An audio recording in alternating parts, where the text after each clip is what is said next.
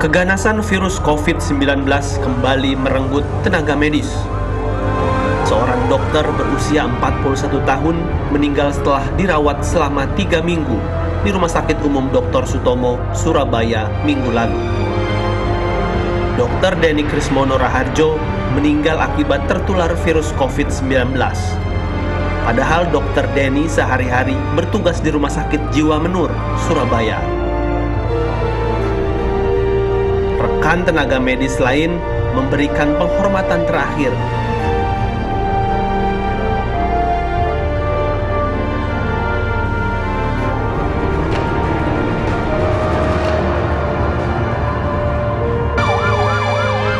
Dr. Denny Krismono Raharjo dikebumikan di Pemakaman Umum Kemuti, Sukolilo, Surabaya dengan protokol kesehatan. Sebulan yang lalu ya, dan dirawat ya, awalnya di sini di Rumah Sakit Jiwa Nur, terus kami rujuk ke Rumah Sakit Dr. Sutomo, Surabaya sudah 3 minggu yang lalu ya. Hari tadi pagi meninggal ya, sekitar jam 8 tadi ya. Mudah-mudahan. Di Semarang, Jawa Tengah, 2 orang dokter kakak beradik meninggal dunia setelah tertular virus COVID-19.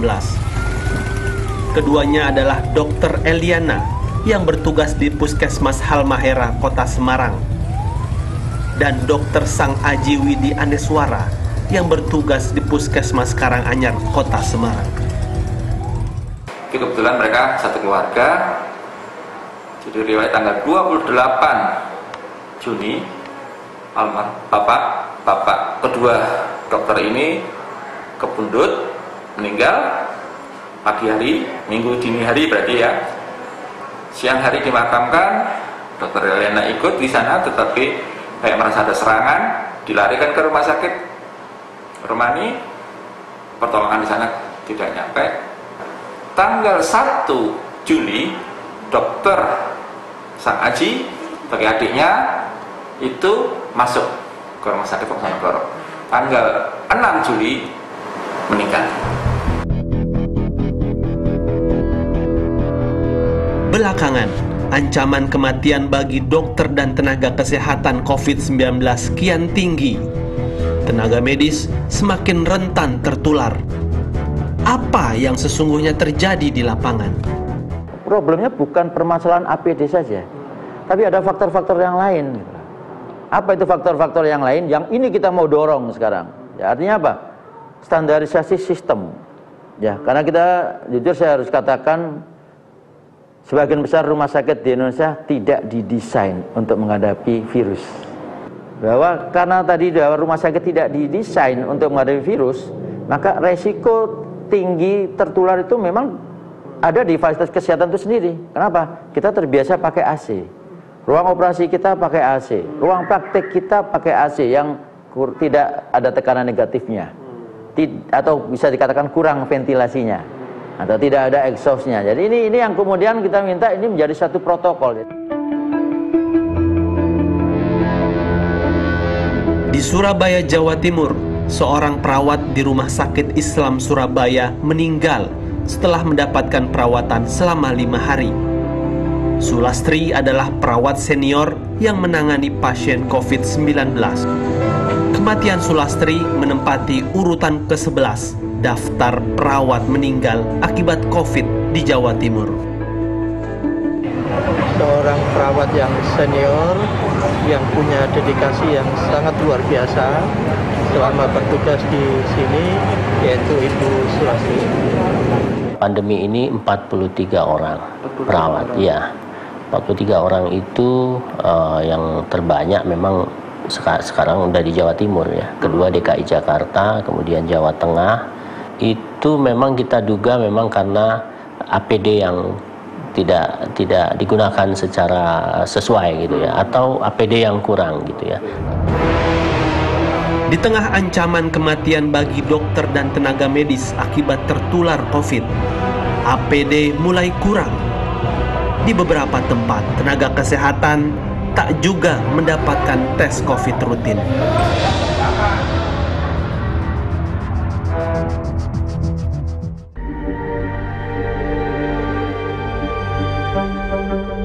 Dokter dan tenaga medis terus diserang virus COVID-19.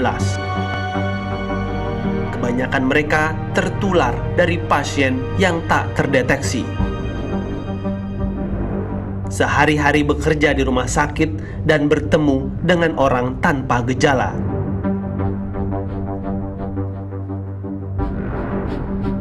Seperti di Solo, Jawa Tengah misalnya.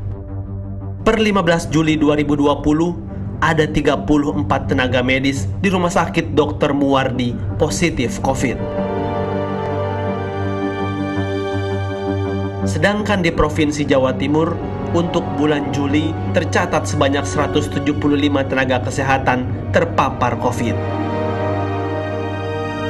Mereka terdiri dari dokter, perawat, tenaga laboratorium, supir ambulan, cleaning service, karyawan, apoteker, bidan, hingga petugas survei.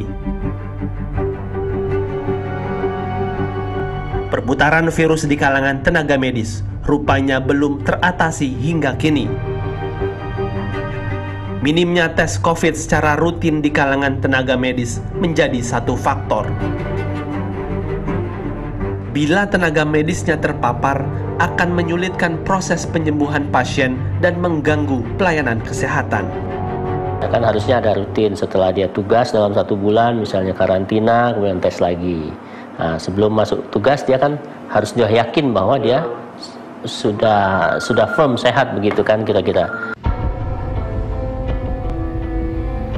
Di Jakarta, RSUD Kalideres Jakarta Barat sempat tutup beberapa waktu lalu menyusul 8 pegawai rumah sakit yang positif COVID-19.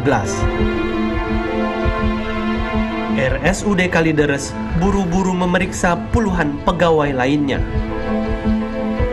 Sambil menunggu hasil tes COVID, rumah sakit memilih tutup. Kemudian dia ada yang terpapar, maka dia harus diisolasi. Pada saat dia diisolasi, beban itu akhirnya pada SDM yang lain, dokter yang lain gitu loh. Sehingga ini yang harus benar-benar diperhitungkan. Jadi ini udah kita sampaikan bahwa harus ada pola pengaturan jadwal jaganya.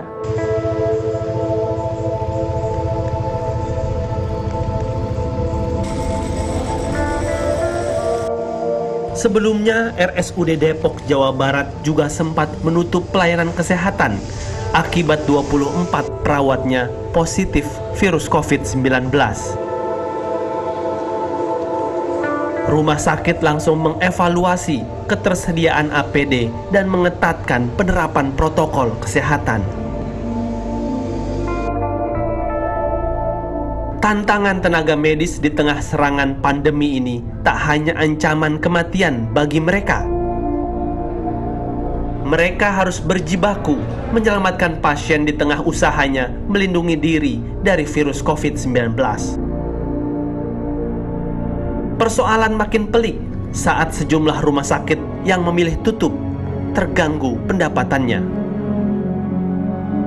Kas rumah sakit tak seimbang. Mengurangi tenaga medis jadi pilihan. Gaji tenaga kesehatan dipotong, sebagian dirumahkan. Nasib tenaga medis makin tak karuan.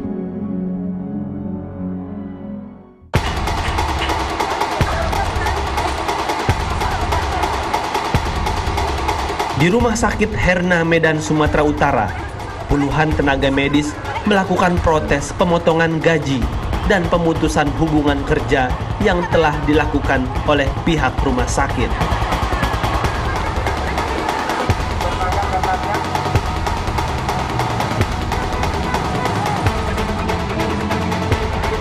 Di Makassar, Sulawesi Selatan, tenaga kesehatan dari Rumah Sakit Islam Faisal turun ke jalan memprotes pemotongan gaji dan pegawai yang dirumahkan. Faisal melakukan pemotongan gaji 50% tanpa ada kesepakatan dengan serikat pekerja yang ada di Rumah Sakit Islam Faisal. Kemudian Rumah Sakit Islam Faisal juga merumahkan kurang lebih 100 karyawan dengan tiba-tiba mengeluarkan SK tanpa ada komunikasi terlebih dahulu. Di Sumatera Selatan, Protes tenaga kesehatan sebelumnya juga terjadi di Rumah Sakit Umum Daerah Ogan Ilir. Ada 109 pegawai medis yang dipecat. Mereka menuntut rumah sakit menyediakan alat pelindung diri, uang lelah hingga rumah singgah akibat penanganan pasien COVID-19. Ratusan tenaga medis ini kemudian mendatangi kantor DPRD untuk meminta bantuan. COVID di Indonesia udah ratusan jumlahnya dan sudah mulai terjadi di beberapa titik. Nah, maka saat itu juga rumah sakit menjadi sesuatu yang sulit ya secara keuangan, secara pola manajerial, sehingga sebenarnya produktivitas rumah sakit juga menjadi turun. Tapi di sisi lain untuk penanganan COVID juga ada kehati-hatian dalam verifikasinya. Nah, oleh karena itu sebenarnya rumah sakit ini berdampak dua kali. Berdampak terhadap penurunan COVID sendiri dan dalam pola klaim dan juga sistematika verifikasi untuk pasien dengan COVID. Ini tantangan. Manajemen kesehatan menghadapi pandemi kian morat-marit. DPR menemukan oknum rumah sakit nakal cari duit dari COVID. Rumah sakit nakal itu mengubah hasil negatif pasien menjadi positif COVID demi kucuran dana dari pemerintah.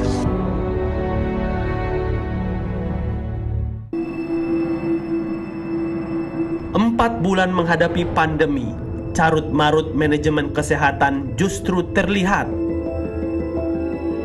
Koordinasi pusat dan daerah lemah. Laju positif COVID tak terbendung. Kebijakan pembatasan pergerakan orang tak berdampak banyak. Penyerapan anggaran penanggulangan pandemi rendah. Insentif tenaga medis tak mengalir hingga ke bawah. Bahwa akan diberikan insentif bulanan kepada tenaga medis. Dokter spesialis akan diberikan 15 juta, dokter umum dan dokter gigi akan diberikan 10 juta, bidan dan perawat akan diberikan 7,5 juta, dan tenaga medis lainnya akan diberikan 5 juta. Kemudian juga akan diberikan santunan kematian sebesar 300 juta. Dan ini hanya berlaku untuk daerah yang telah menyatakan tanggap darurat. Menghadapi pandemi corona, pemerintah telah menganggarkan dana sebesar 695 triliun rupiah. Khusus untuk kesehatan, anggarannya naik dari 75 triliun menjadi 87 triliun. Namun anggaran sebesar itu belum dirasakan dokter dan perawat hingga bulan kelima masa pandemi. Dari 839 rumah sakit ya, itu baru yang mengusulkan saja itu baru 36%. Ya, 36% yang mengusulkan. Berarti ada 64% itu rumah sakit belum mengusulkan. Nah, yang mengusulkan saja belum tentu dapat, apalagi yang belum mengusulkan kan gitu. Kementerian Keuangan disebut-sebut menahan anggaran ke Kementerian Kesehatan. Akibatnya, sebagian tenaga medis masih harus modal sendiri untuk keperluan APD. 75 triliun, sekarang 87 triliun itu bukan semata-mata anggaran untuk Kementerian Kesehatan. Ini alokasi untuk bidang kesehatan, ada menjadi domainnya Kementerian Kesehatan, Kementerian Pertahanan, BNPB, dan lain-lain. Nah, uangnya sudah tersedia dan disediakan, Mbak Caca. Memang beberapa penyerapannya belum berjalan. Ini karena prosedur saja, soal administrasi. Ada yang karena sedang menyusun DIPA, ada yang sudah selesai tapi belum dicairkan karena masih pengadaan. Presiden pun emosi saat tahu manajemen penanggulangan pandemi COVID-19 tak berjalan sesuai instruksinya. Jangan biasa-biasa saja, jangan linier, jangan menganggap ini norma. Bahaya sekali kita. Saya melihat masih banyak kita yang menganggap ini normal. Nah, kalau saya lihat Bapak, Ibu, dan saudara-saudara masih ada yang melihat ini sebagai sebuah masih normal, berbahaya sekali. Kerja masih biasa-biasa saja. Ini kerjanya memang harus ekstra luar biasa, extraordinary. Tenaga kesehatan non-medis seperti tenaga laboratorium, supir rumah sakit, dan petugas kebersihan luput dari perhatian. Rumah sakit kerap berjuang sendiri memikirkan nasib mereka. DPR bahkan menemukan ulah nakal oknum rumah sakit yang cari duit dari COVID. Caranya, rumah sakit mengubah hasil negatif tes COVID pasien menjadi positif COVID. Tujuannya demi mendapatkan anggaran pandemi dari pemerintah. Seolah-olah tidak dilihat sebagai sebuah provider atau fasilitas yang menjadi ruang untuk memberikan pelayanan. Nah, seharusnya kalau kita sebut pelayanan itu bukan pelayanan oleh dokternya, oleh rumah sakitnya. Jadi karena dokter, perawat ada di dalam satu ruang yang bernama rumah sakit. Nah, rumah sakitnya yang harus betul-betul dikuatkan. Ya, ini semua bagian dari upaya untuk kita sampaikan kepada pemerintah agar betul-betul memperhatikan pelayanan kesehatan ini. Ada beban tenaga kesehatan, ada insentif, tapi juga ada beban institusi layanan seperti rumah sakit. Maka rumah sakit sebagai provider juga harus diperhatikan.